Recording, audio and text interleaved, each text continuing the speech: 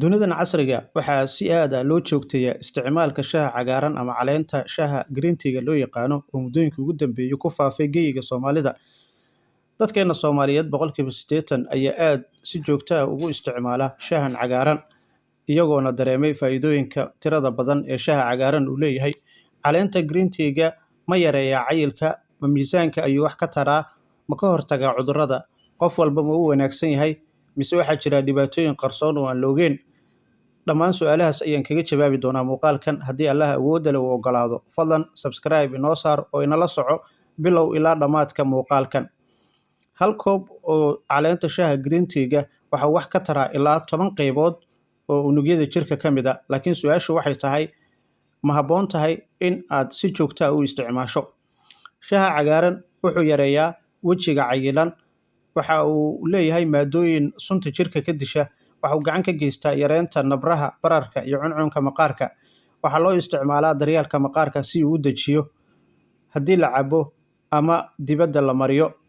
Inta ay xadid tahay in la isticmaalo ama la oggol yahay waa 1 ilaa 2 koob maalinkii.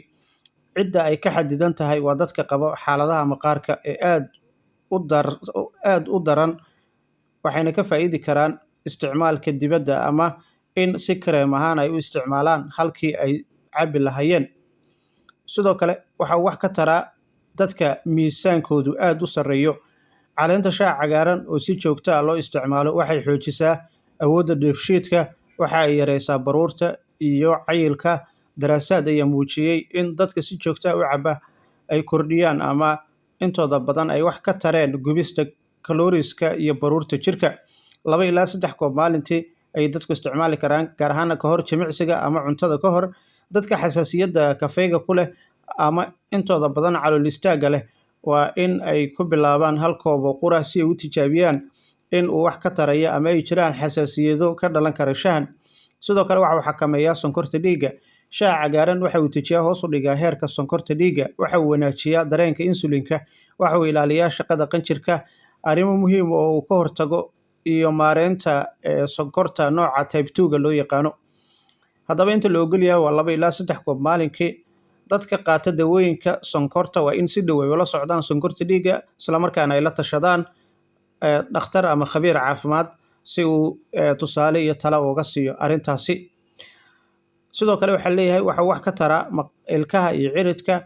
Dadka la dhiban cirid xanuunka ama dhiigga iyo sidoo kale shaaha cagaaran waxa uu hagaajiyaa ilkaha iyo ciridka.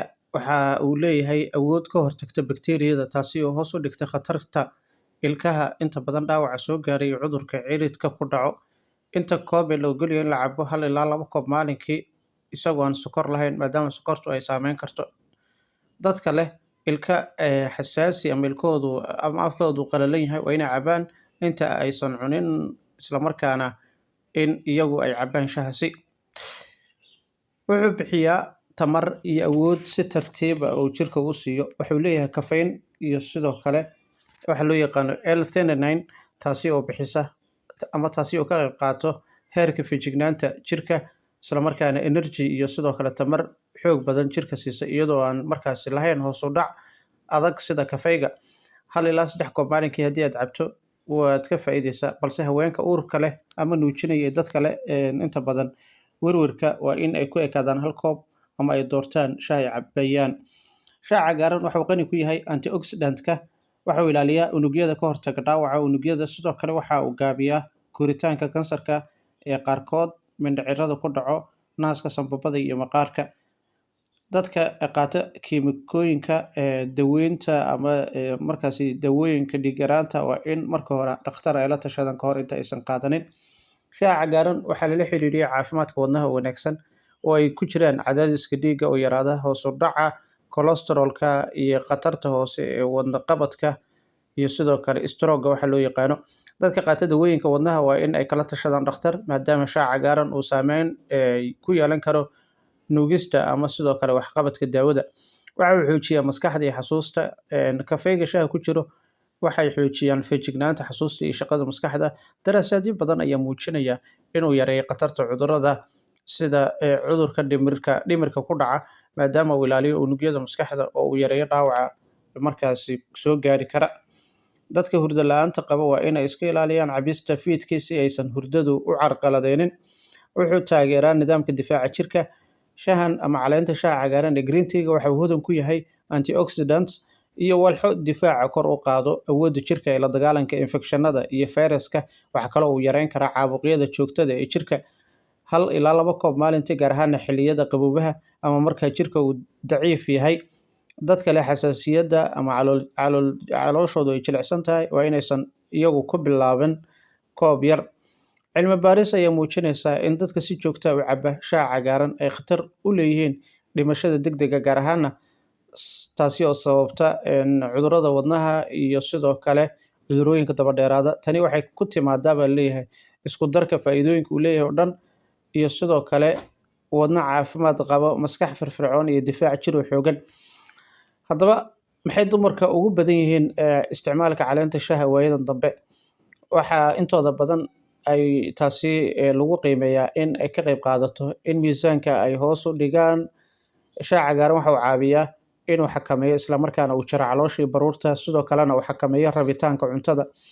Sidoo kale waxaa intooda badan ay u isticmaalaan dhinaca muuqaalka indhaha ee maqaarka, iyagoo ka hortagaya finanka bararka iyo gabowga wejiga. Sidoo kale dhanka dheefshiidka waxa uu yareeyaa calool istaagga iyo dheefshiid xumada iyo caafimaadka guud oo uu taageero wadnaha, maskaxda iyo difaaca jirka.